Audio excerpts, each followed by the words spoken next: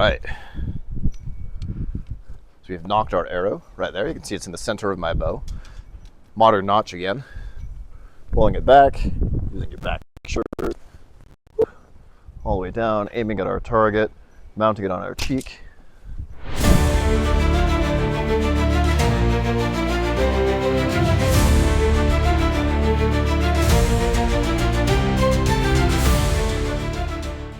So normally on this channel, we're primarily discussing how to use swords, the context that we're using them in, doing reviews on swords that have come from out of country most of the time.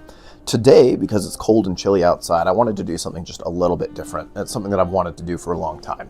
So today, I'm going to be teaching you guys how to build a PVC pipe longbow. May not be directly affecting your sword fighting, but it will help you build your focus as you practice with the bow, looking for openings, things like that. So let's go ahead and get started. The first things that you're going to need are a PVC pipe cutter. You're going to need some kind of a saw to put notches in your PVC. I have 2 caps, not necessary, but it helps to make the bow look a little bit better. Then I have 4 fiberglass rods. We have 2 48-inch rods and 2 72-inch fiberglass rods. Now these are reflector rods. These are going to be the primary springiness in your sword or in your bow. These guys are a little bit taller than I am, but you can definitely build this at any scale that you want. We're obviously going to be needing our PVC pipe as well. I just have 3/4 inch PVC. When we're looking at these, you need to make sure that we have nice thick walls on them. Because if we don't have the nice thick walls, your bow is most likely going to shatter the first time that you're using it. We're also going to be needing some type of tape. We don't need super expensive tape because this one is not going to be primarily what holds it together. It'll be held together by friction, almost certainly. So I bought some fairly cheap Scotch tape on this one, and then some kind of paracord. Now, if you're good, you can get all of these pieces for less than about 20 bucks at Home Depot. So let's go ahead and roll right into it. So the first thing that we're going to want to do is size our PVC. Historically, longbows were just about head height or perhaps a little bit shorter. I'm going to try and shoot for ear height on this one. So we grab our PVC, we have our PVC pipe cutters. You don't even need a marker for this, you just kind of, oh look, that's close enough. I'm going to cut it. Stand it up, oh, still about 2 feet too high. There it is right there. And we're going to cut that off right there.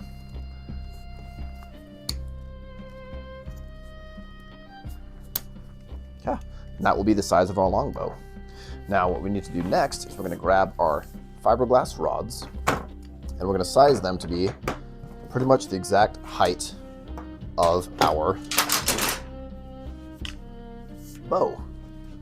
So we have our 72-inch rods right here. I'm going to cut it just slightly below the top there. I'm going to go ahead and return once we have 2 of our longer fiberglass rods cut down. All right, so now we have our 2 PVC pipe, or not PVC pipe, fiberglass rods that have been cut down to size. You want them to be roughly the same. It's not important you get exactly the same, but you can see here, those are pretty close, maybe about a 1/16 of an inch off. Next thing that we're going to do is we need to match them up center to center, and we're going to start using our Scotch tape. So I'm going to pull this out.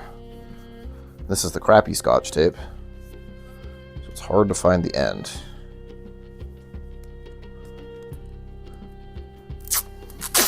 Grab the end, match them up. I'm going to find roughly the center. I'm going to mark that with some tape. Get those to match up here. So that way they just stick together and we don't lose that center. It can be as exact as you want on this. Doesn't super matter on this part. Of course, mine is really bad, so let's try that again.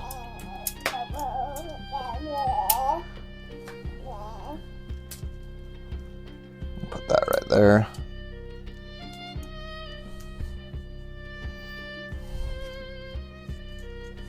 So now we have that marked in the center there, ish. And we're going to take that and mark it up here, just so that they all stay together. We're going to find the exact center here in just a moment. This Scotch tape is mostly just to kind of keep the rods together so they don't go flying everywhere as we do our next step. And we'll do it off the other end as well. A lot of the PVC pipe rods will have these caps on them. You'll probably want to take those off, just so that way you get a nice even diameter across the whole of the fiberglass rods. Okay. So So we have those stuck together.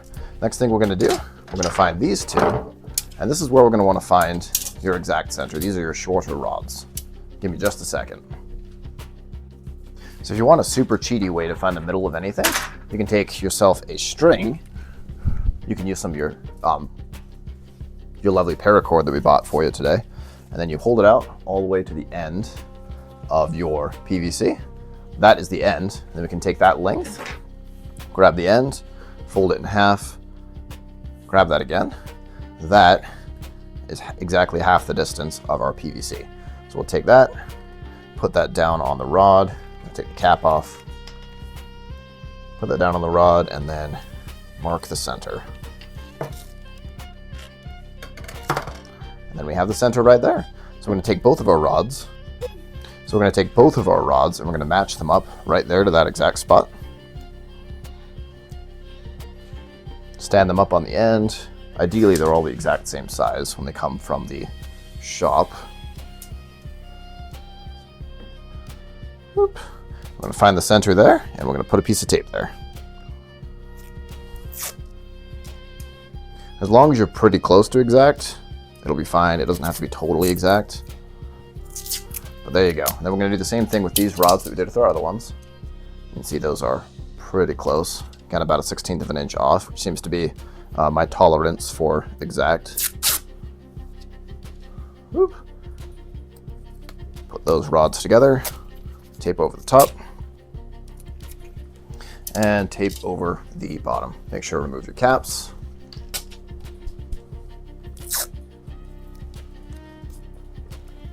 Just like that. So we should have two different sets by this point, two different sets of fiberglass rods with their center marked out with a piece of tape. So we're going to find our long rods and our short rods, put them together, and match up the centers. You're going to lay the smaller two rods on top of the bigger two rods. So you should have a few inches off each side. Whoop. Try and get that into the exact center of my other rods. A few inches off of each side, probably about 6 inches off of each. We have rods right there. So you can start to see the beginnings of our fiberglass core. So we're going to make sure that both of them are exactly marked up, and we're going to lay them on top, wrap some tape around each end, and I'll show you what that looks like here in just a sec.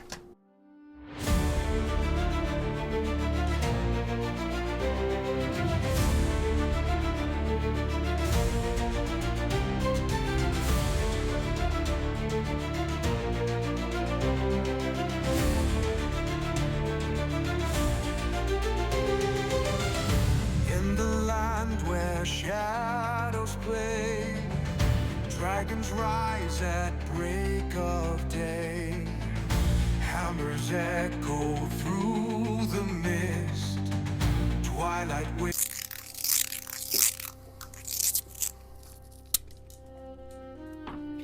Okay, let's see if it fits.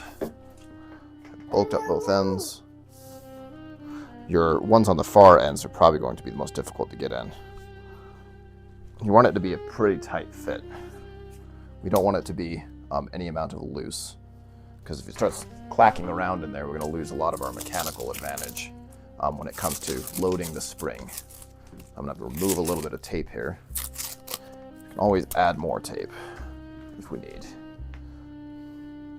We need about 1/2 of an inch on each end.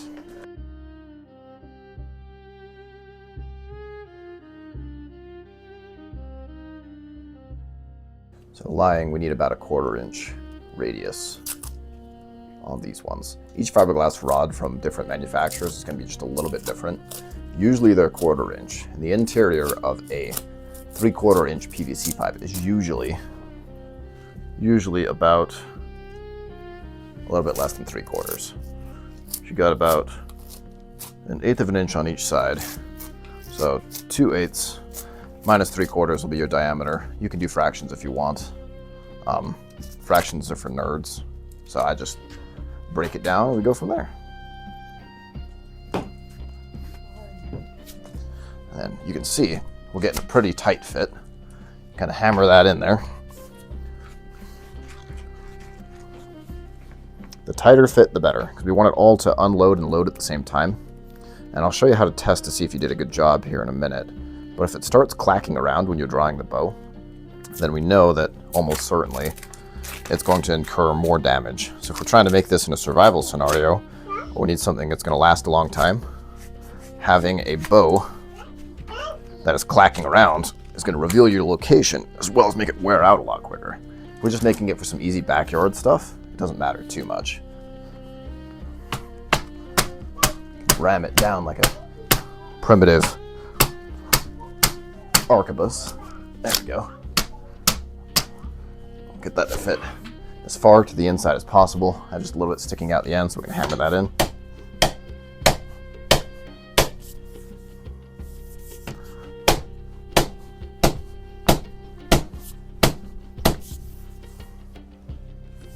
Almost it. Got a little bit hanging off the side, so we can just kind of cut that off. Use your saw that you've been using. Just remove sections of that tape until we can get a nice tight fit.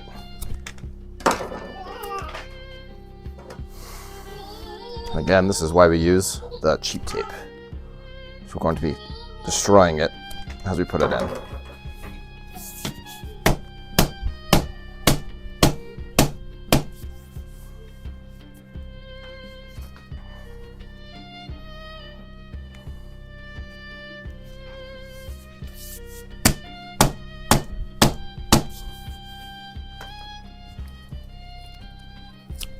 All right, so you can see we've got that all the way down in the end. We've hammered that as far as we can in, and it's pretty much the same amount off on each side.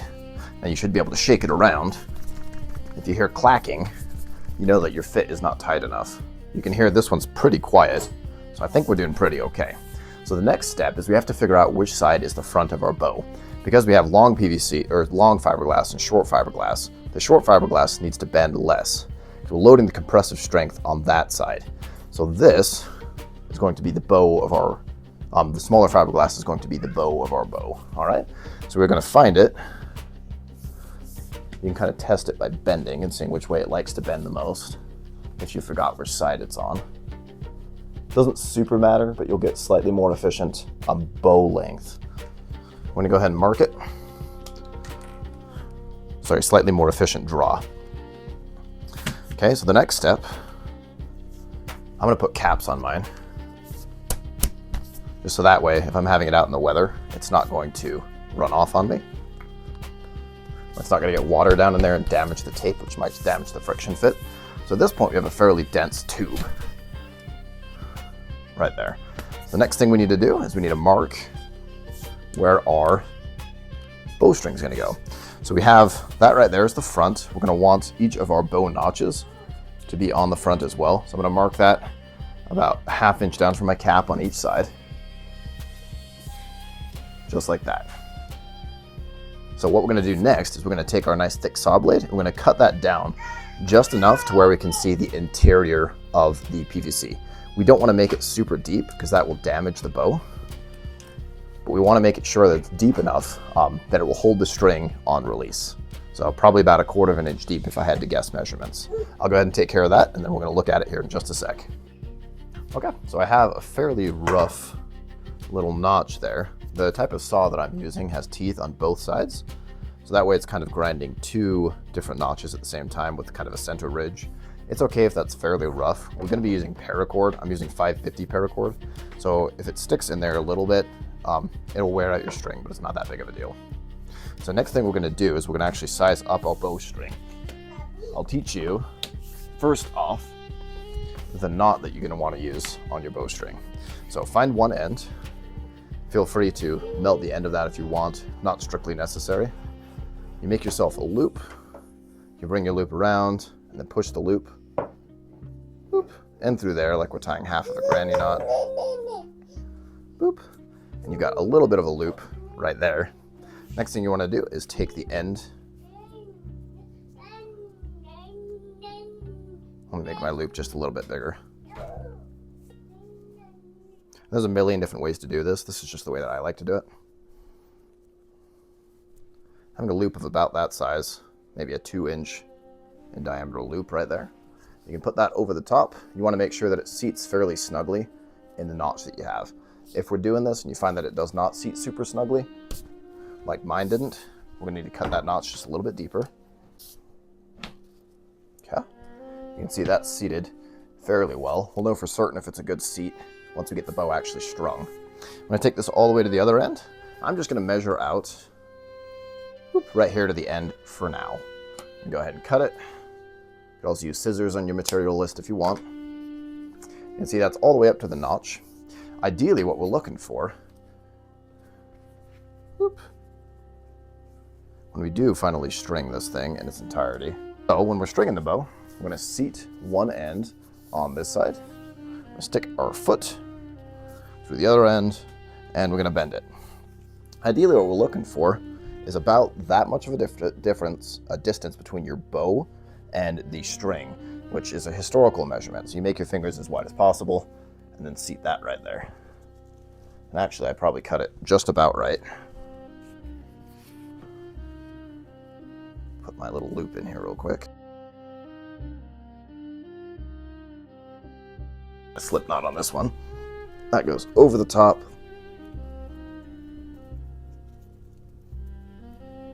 Just like that.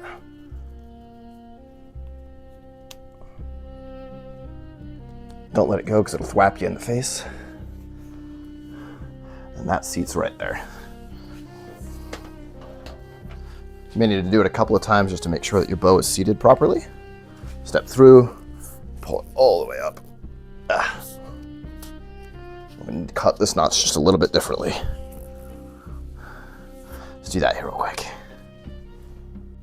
Okay, and once we have it strung, we can measure that. I might make that a little bit shorter over time. As the bow and the string stretches out, you'll find that this will shrink. So you'll need to adjust your bow. I'd leave it like that overnight to see if your notches will hold and see if we stretch out all that string. Paracord is usually pretty good about not stretching, but that is what we're looking for right there. So I'm going to shorten this string just a little bit, and we're going to go see how it fires. Okay, now that we've been finicking around with it for a while, we can see that the string is nice and tense. We can do that and it will vibrate. And the bow is curving evenly across the whole width with that center line that we drew right in the middle of the bow. So this, again, we're looking for that distance right there, pretty much perfect, and string will stretch out over time. Historically, they used beeswax string that did stretch, and if they got wet, there's a lot of period accounts, especially at like Agincourt or Cressy, that if their bowstrings got wet, they wouldn't put enough tension on the bow to loose an arrow. So having those done is very good. And then the first time that you do this, where you're testing to see if it will bend like it should, take this, do this a couple of times. If you hear any creaking, any cracking, go ahead and stop and then find out where your weakness is. But that is a pretty solid bow that we can sling over our shoulder. So let's go ahead and head on outside and let's see how it fires. Okay, so here's our bow right here, and here's our arrow. If it's paracord, it should fit with most any type. Oh, my poor quiver just broke. Should fit with most any type of arrow. This one, I'm using Easton Arrows carbon fiber. You can find these at the Target store. If you're right-handed, left hand goes on the bow, and then you put your fletching towards the outside of your string. And if it's a good fit, should hang out there on your string. That's part of the advantage of modern arrows. Historically, they had to grip them like that to make sure that they wouldn't stay on. But yeah, we're gonna find the middle of our bow, make sure it's fairly close to where we need. Pull it back, aim. And yeah, it's definitely a bow. This one has about a 50-pound draw weight on it. So let's see if I can hit this water bottle real quick. Alrighty. So I took a couple of practice shots just to make sure that it would work for us. But now I'm actually going to seriously be aiming for that water bottle that you see right there. So I just have your basic standard archery target arrows. You want to make sure that it's less than the full draw of your bow when you're using them. So if I put that up, full draw is going to be here at my ear. If it's more than that, past the arrow, you're probably not going to want to use it. I'm not here to teach you how to be a good archer, but let's see how this bow works.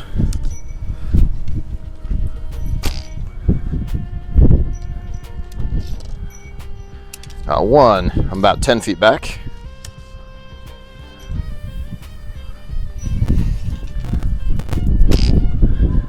Missed. I'm a super genius. It's also a very small target, to be fair.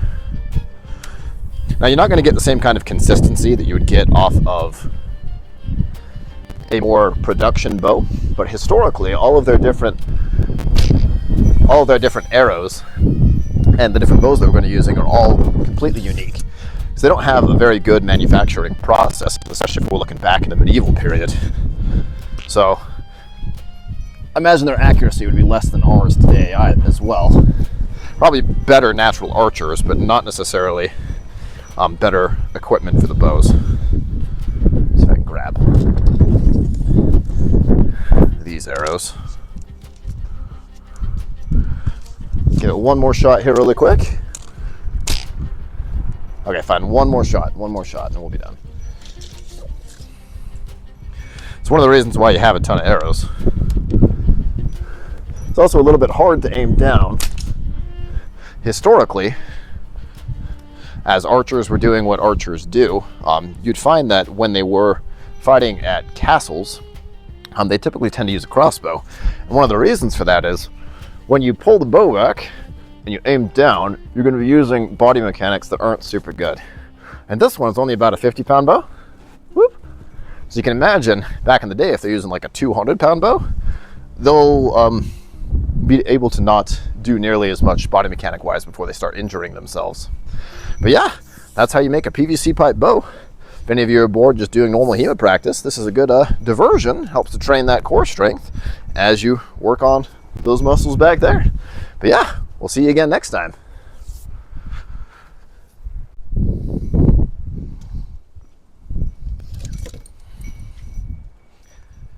All right. So we've knocked our arrow right there. You can see it's in the center of my bow. Modern notch again. Pulling it back, using your back shoulder, all the way down, aiming at our target, mounting it on our cheek, and launching the arrow.